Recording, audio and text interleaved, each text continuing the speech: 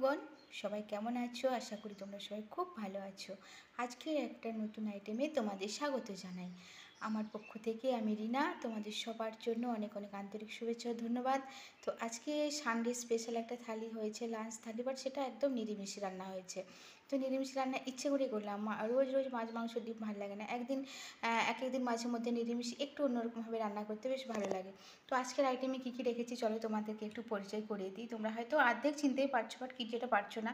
এখানে এটাতে করেছি পটলের পোস্ত, পেঁয়াজ দিয়ে পটলকে ভেজে পোস্ত, কাজু বাদাম বাটা দিয়ে পটল পোস্ত করেছি। এটা আছে স্পেশালি কাঁচকলার কোপ্তা বানিয়েছি। এটা হচ্ছে কুঁদরি, তোমরা চেনো কিনা জানি না, কুঁদরি ভাজা। এখানে আছে উচ্ছে ভাজা, আলু ভাজা, এখানেও আছে কাঁচা কলা ভাজা। এখানে লাউ শাককে সেদ্ধ করে লঙ্কা তেল জিরে দিয়ে ভেজে মেখে রেখেছি। আর এটাও তাই ভেন্ডি সেদ্ধ করে লঙ্কা তেল জিরে মেখেছি।